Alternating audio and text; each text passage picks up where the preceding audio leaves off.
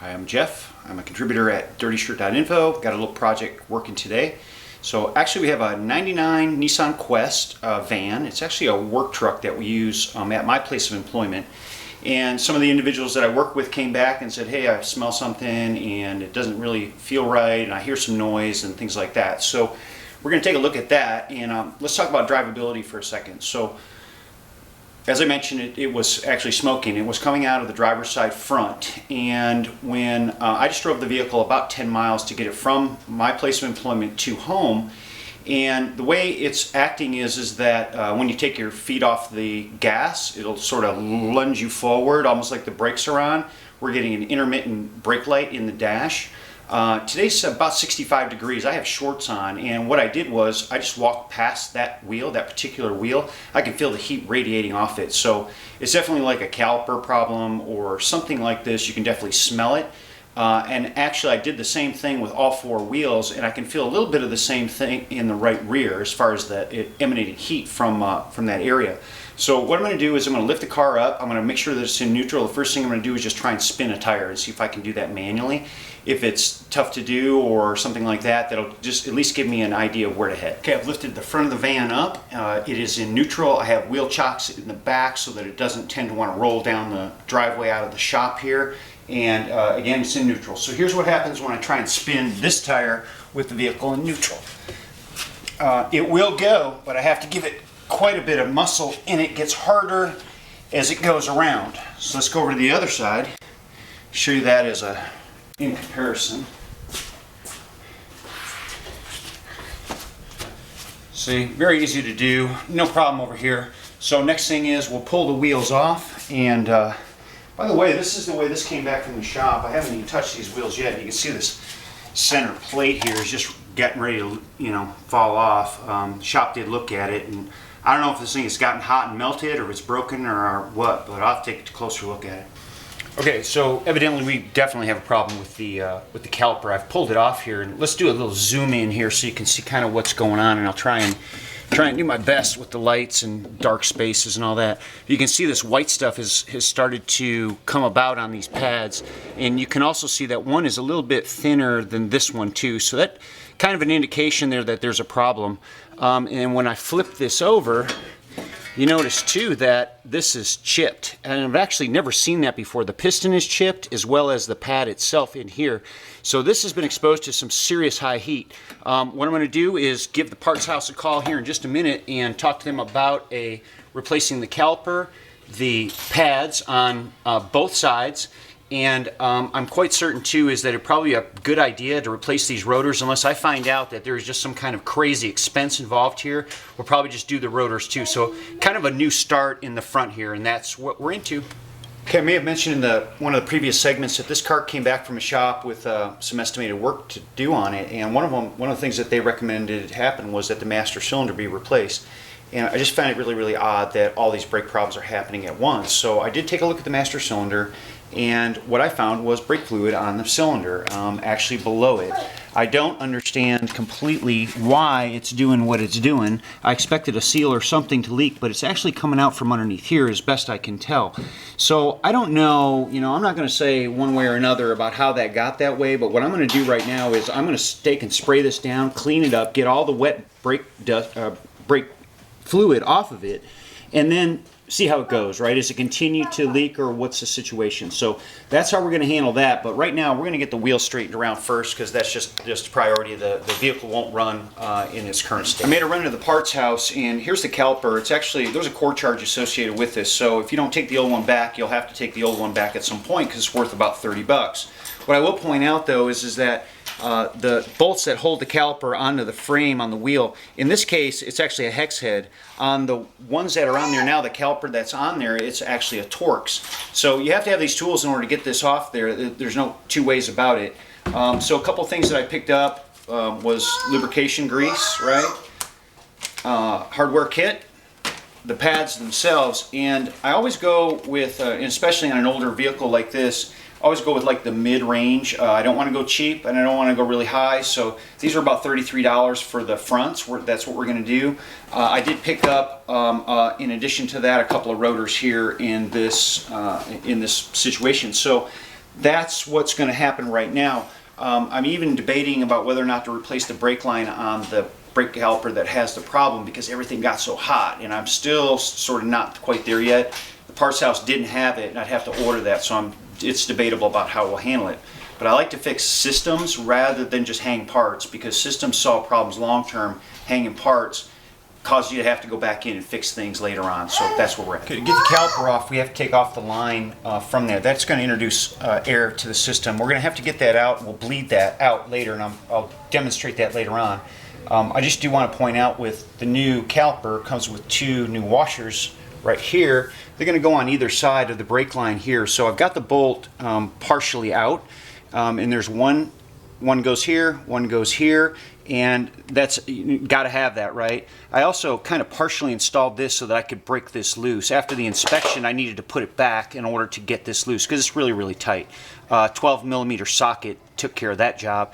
I've got the other caliper waiting right here, so that when I pull this bolt out, it's going to start to leak brake fluid, and I've got a catch can down here, and I just want to be ready for that, because I don't want the whole system to empty out its brake fluid. So that's the next step. The rotors come boxed and bagged, and there's also a coating of oil on them, and it has to be cleaned off. If you don't clean that off, that's going to get all up inside the new pads. So one of the things that I picked up at the store was brake cleaner, okay? And it's really, really noxious stuff. It does an amazing job at cleaning things. However, if you get it on rubber, plastic, anything like that, that's a real big problem. Also, if you get it underneath your wedding ring, I can assure you that you will not be enjoying that. So I remove my ring, and what I'm going to do is just spray this down, wipe it, get that oil off of it, and then it's going to be ready for assembly. It has this really nice kind of flowing feel to it. I use it a lot on certain things, but not overly so, okay? And a good generous, good helping of it. It evaporates really, really quickly as well.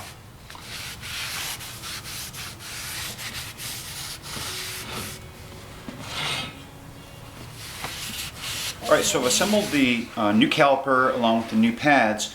The new pads came with this blue backer, and it says please remove before installation. It was a heck of a thing trying to get that off of there. What I've also done is taken the high temp brake grease, and I've applied it everywhere the pad touches the caliper. So that's all been placed in here and on these sliders here. It will move to a certain extent, but once it gets settled in and moved, it won't move much anymore. So you need a little bit of dab of grease on there so it won't squeak and so forth.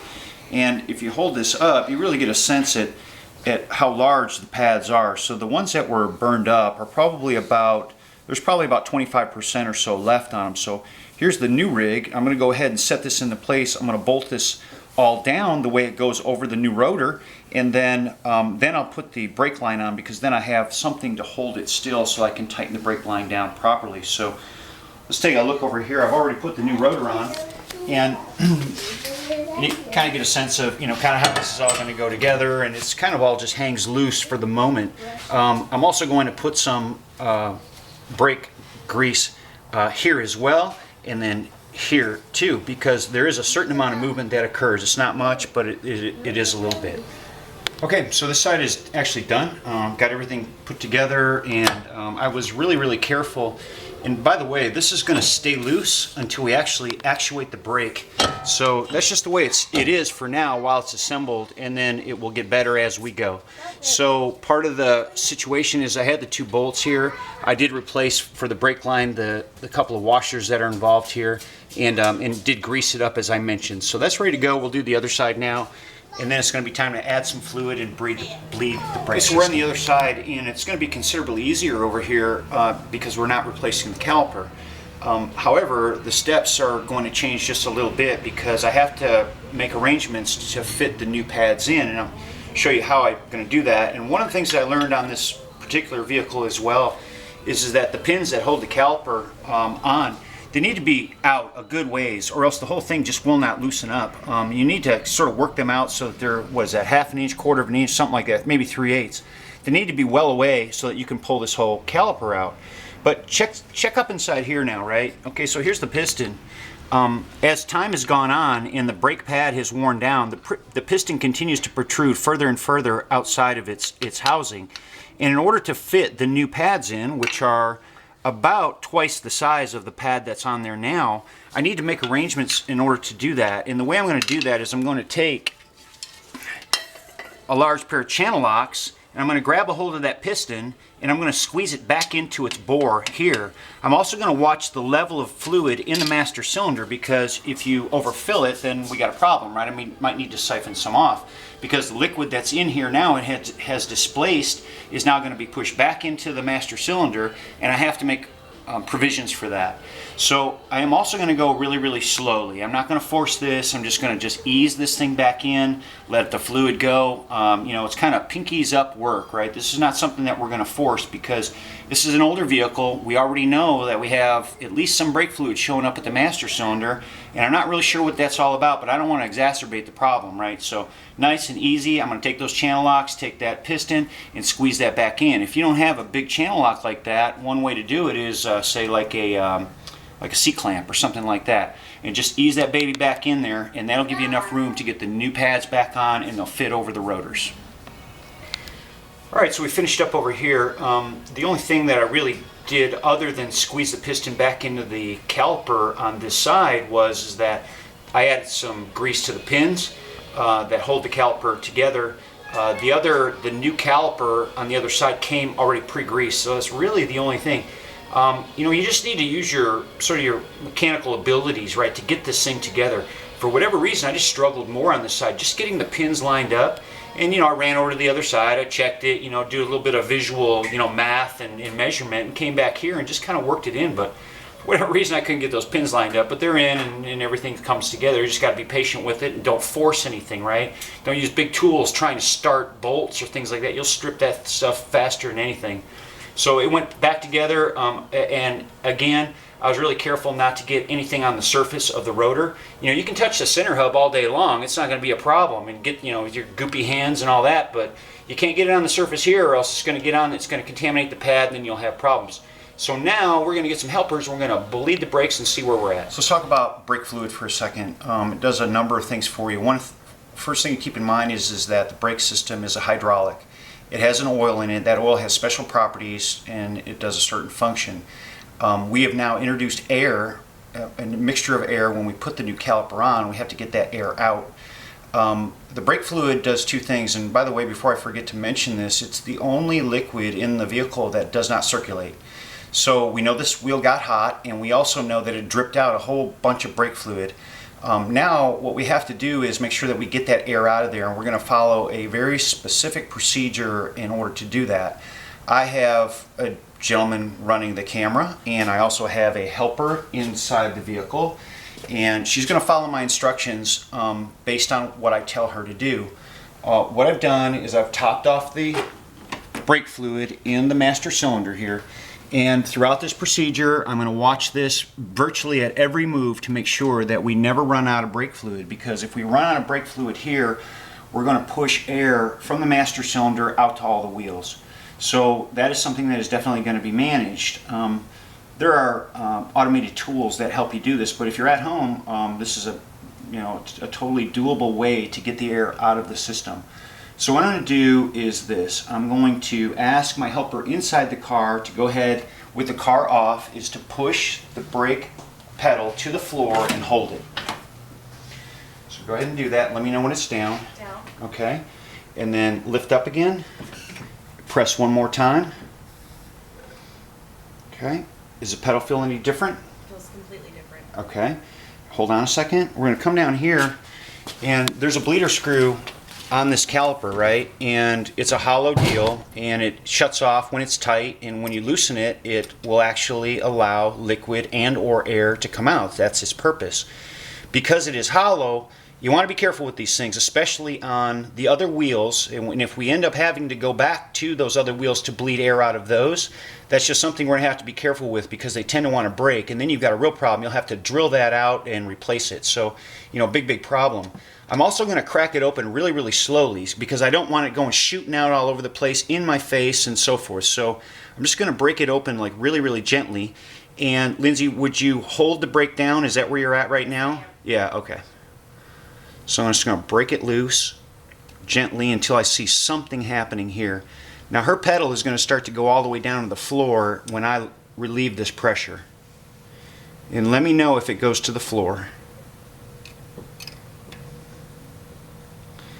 Okay, nothing came out. Could have been air, pure air. We're not really sure at this point. Okay, now it's tight. Okay, take the brake pedal and start to pump it up, like 3 or 4 pumps. And what we're doing is squeezing brake fluid from the master cylinder down to this area, checking the level, and it's been really unchanged. So here we go with opening this up again. Take the brake pedal and hold it down. Okay, a big puff of air just came out, and there's liquid. It went down further. All the way to the floor. Hold it. Okay, I saw bubbles. Okay, tighten. Okay, pump it up 2 or 3 times. Let me know when you're ready. It won't let me push it anymore. Okay, hold it. Hold it tight down. It's going to go to the floor. Did not move. There we go. Hold on a second. All right. A little bit more air came out. Okay, pump it up. 2 or 3 pumps and hold it. Okay.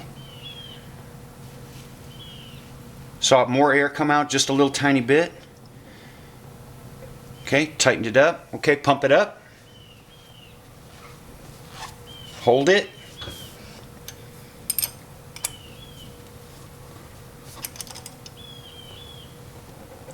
Okay, let me check the master cylinder and see how much oil's in it.